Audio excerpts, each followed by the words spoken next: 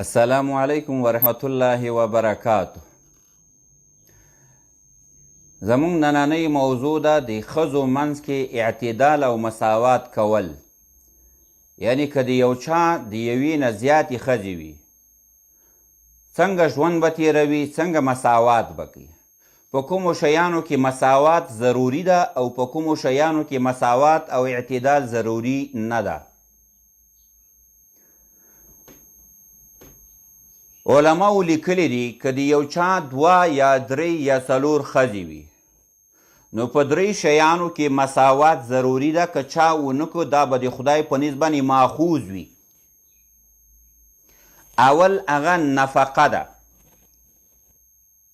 د ښځې به په خوراک کې علی سویه مصرف ورکوي.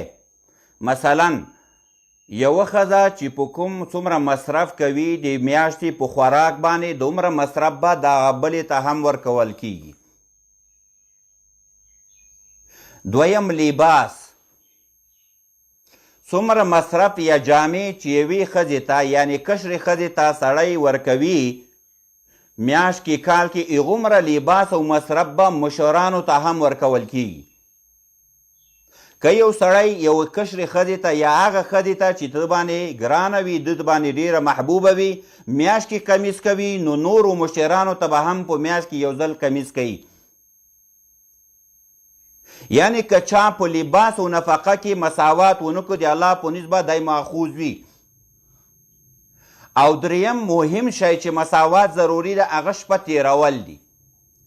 اکثره خلک چې کله کشره ښځه راوړي دویمه یا دریمه نو مشرانې ښځې پرېږدي. که یوې سره یوه شپه تېروي بلې سره به هم شپه تېروي، که یوې سره هفته تېروي بلې سره به هم هفته تېروي. سره کم چې د خاوند خوښه وي تقسیم وکړي همغه شان. خو مساوات فی المبیت یعنې شپه تېرول مطلق د ښځې سره شپه تېرول دا ضروري ده. په دې کې فرق نشته. بعضې خلک چې کشران نوي ودونه وکړي زړې پرېږدي، په میاشتو میاشتو په کلونو کلونو د هغه حق نه ادا کوي. دې نه قرآن کې ممانعت راغلی. قرآن وایي ولا تجعلوه کالمعلقه. ای مسلمانانو دغه زړې ښځې راځوړنده کوئ ما چې نه یې خپله حق ادا کوئ او نه یې بل چاته ورکوئ یعنې طلاقوئ. نو محترمو په 3 شیانو کې د ښځو منځ کې مساوات ضروري ده. اول په خوراک کې، دویم په لباس کې او دریم په شپه تېرولو کې. په 2 شیانو کې مساوات ضروري نه ده. یعنی که چا دغه 2 شیانو کې مساوات ونه کړو د الله په نسبت باندې دغه مسلمان مجرم نه ده. اول محبت قلبي، د زړه محبت. طبعا یو انسان باندې یوه ښځه ګرانه وي بله نه وي ګرانه، یوې ښځې سره مینه زیاته وي بلې سره مینه زیاته نه وي.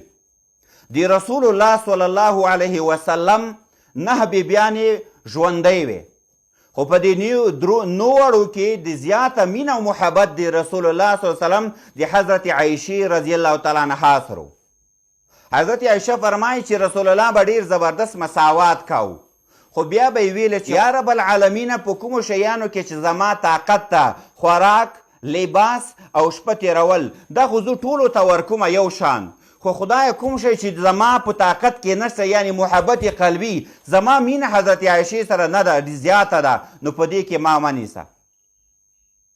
نو د دین مسله دا ده که کوم سړي باندې یوه نیمه ښځه ګرانه وي محبت یې ورسره زیات وي او بلې سره یې کم وي، په دې باندې الله رب العالمین دا سړی نه نیسي، ځکه دا زړه د انسان په وس کې نه ده. دویم جماع او کوروالی کولو کې مساوات ضروري نه ده. یعنی دا ضروري نه ده چې کلم د کومې ښځې نمبر راځي خامخا به کوروالی جماع ورسره کوي.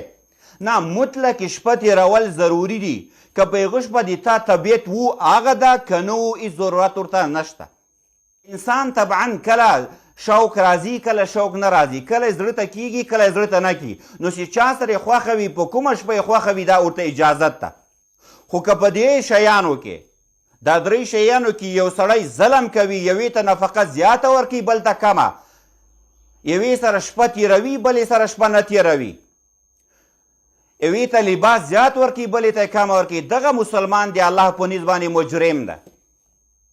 حدیث کې راځي رسول الله صلی الله علیه وسلم فرمایي وایي څوک چې د خپلو بیبیانو منځ کې فرق کوي د قیامت په ورځ به دی شل وي یو قسم دغه لاس او پښه به یې فالج ویلی وي. وصلی الله تعالی علی خیر خلقه محمد و آله و اصحابه اجمعین.